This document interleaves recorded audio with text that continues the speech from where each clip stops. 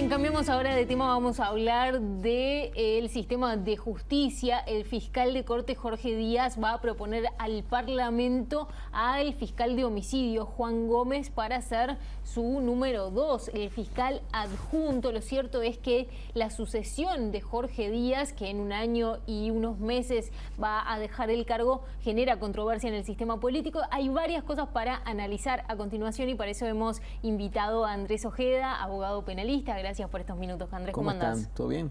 Bueno, yo decía, por un lado tenemos la información que publicó el semanario Búsqueda la semana pasada, que el fiscal de Corte va a proponerle al Parlamento a Juan Gómez para que sea su fiscal adjunto, es decir, su número 2. Por el otro lado, tenemos información que se publica en los últimos días, semanas, respecto a que en el Frente Amplio hay dirigentes de peso que no estarían dispuestos a votar a un nombre propuesto por la coalición para suplantar a Díaz en un año y algo. ¿Cómo se vinculan todas estas informaciones, trascendidos que surgen en los últimos días?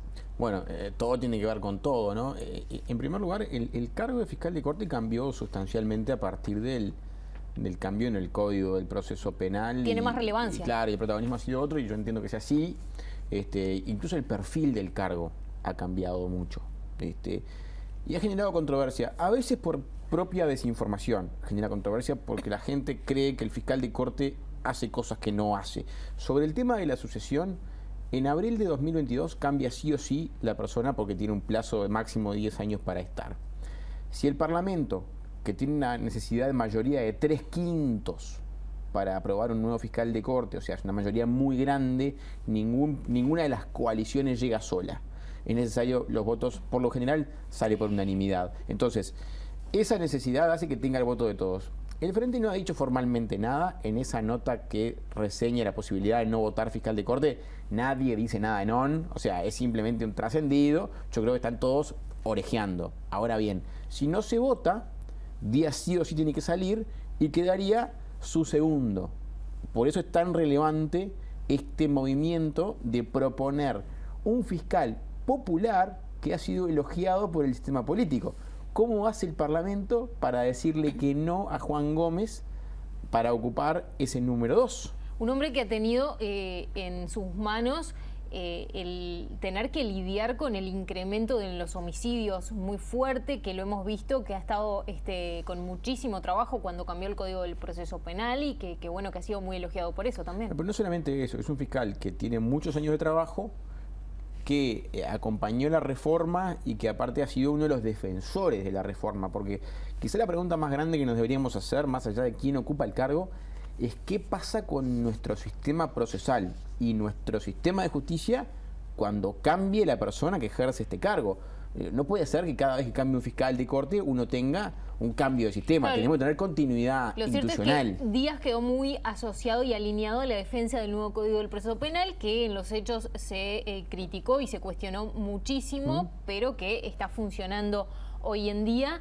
Se supone que tiene que ser algo que trascienda a las personas. Bueno, es una decisión política esa, porque cuando uno... es el Parlamento el quien elige quién va al frente de este cargo. Obviamente, si la coalición es gobierno, la coalición es mano para promover. Por eso el Frente dice, bueno, quiero ser mano yo, entonces voy a esperar hasta la próxima elección a ver si gano y propongo yo. Andrés, tal vez estaría bueno explicar cómo se negocian estos cargos en la justicia, para no dar la idea de, bueno, o sí, de si es un toma y daca, que muchas veces se genera como esa idea en la población. En general se negocia de algún cargo, pero también hay otros cargos que pueden tener que estar en juego, ¿no? En la medida que esto tiene un componente político tan grande como un voto parlamentario, siempre va a estar en el marco de una negociación de toma y daca necesariamente. Pero no solamente este cargo, también están en negociación los ascensos para la Suprema Corte de Justicia, ascensos para el Tribunal para el TCA, o sea, la parte administrativa, la jurisdicción administrativa, también está ese ascenso, o sea, todo eso va con veña parlamentaria. Entonces, en la medida que las veñas son costosas en votos en el Parlamento, tiende a ser mejor que se negocie todo junto, porque si no pasa lo que pasa, por antigüedad, por cuestiones que a veces no son las mejores, se terminan dando ascensos porque el sistema político no se pone de acuerdo. Tú al principio decías que muchas veces se cuestiona el cargo de fiscal de corte porque se le atribuyen acciones que en realidad el fiscal de corte no toma, no tiene. ¿A qué te referís? Y pasa que la figura del fiscal de corte ha sido muy controversial últimamente por la reforma del proceso y porque Díaz tiene alto perfil. Eso es una cosa que no podemos negar. Ahora bien, como la justicia está mucho más transparente que antes y se ven cosas que antes no se veían, ¿verdad? Cada vez que un fiscal resuelve algo controversial, polémico, ejemplo, balizas, ejemplo, la medida de los 500 metros con el cajero automático, ejemplo, lavar 4 autos, ¿recuerdan? Todo eso lo resuelve cada uno de los fiscales que trabajan el caso en el marco de su independencia técnica. O sea, el fiscal resuelve eso y nos enojamos con Díaz, ¿verdad? Pero el fiscal de corte no puede intervenir en esa resolución. No puede llamar al fiscal y decirle, ¿sabe qué? Esto que usted hizo está mal, resuelva de esta otra manera, porque lo ampara la independencia técnica. Entonces tenés un jefe que responde por lo que hacen sus empleados, pero no los puede mandar. Entonces se torna medio contradictorio decir, le quiero endilgar la responsabilidad a Díaz, que seguramente en la mayoría de esos casos no esté de acuerdo con cómo se resolvió, pero no lo puede decir públicamente porque no puede desautorizar a un fiscal en su independencia técnica. En los jueces pasa diferente, porque de última ahí vos tenés un tribunal de apelaciones y una Suprema Corte de Justicia que pueden a veces revisar, corrigen cuestiones que pueden estar mal, pero a nivel de la Fiscalía no. Y si esto no va a ningún juzgado, porque se resuelve por alguna vía alternativa, como ocurre muchas veces, eso que hacen, que rompe la vista y que de repente no está bueno, expone a toda la Fiscalía que desde la cúpula no le puede decir al fiscal qué es lo que tiene que hacer. Lo último que te digo es que quizá lo que tendríamos que discutir es cuál es la vigencia hoy y cómo debería interpretarse este concepto de independencia técnica. O sea, el fiscal tiene que tener total independencia, media independencia, ninguna independencia. Yo creo que a veces lo damos como un dogma cerrado y capaz que estaría bueno discutir.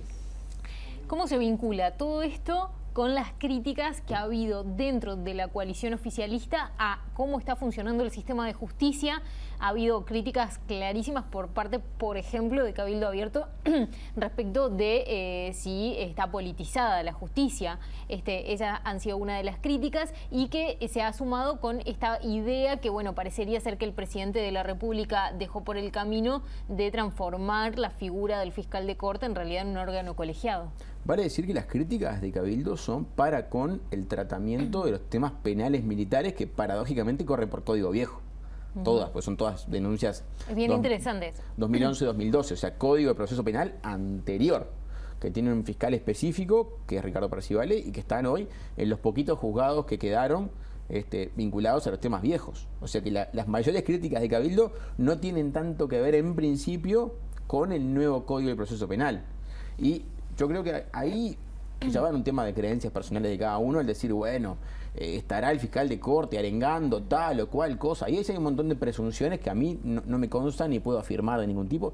Todos tienen derecho a pensar y decir lo que quieran, en esa libertad estamos, pero lo que es real es que este país carece de algunas cosas fundamentales que todas las democracias modernas del mundo tienen. O sea, Argentina, Brasil, España, Chile, los países que quieran, tienen ministerios de justicia. ¿Qué es lo que hacen? Diseñar políticas públicas de justicia. ¿Para qué? Para que los actores, policía, fiscalía, jueces, no sean los que escriben las reformas que ellos mismos integran. Entonces, cuando uno no tiene un órgano arriba que diseñe institucionalmente políticas públicas de justicia, tenemos todos estos problemas. Entonces, Uruguay, como sigue abrazado al último adoquín del muro de Berlín y cree que hablar del Ministerio de Justicia es hablar de dictadura y no supera eso, se amputa una herramienta que le solucionaría un montón de problemas y se los sacaría a los protagonistas. Andrés Ojeda, hay mucho para conversar sobre estos asuntos, la dejamos por acá. Gracias por estos minutos. Gracias a ustedes.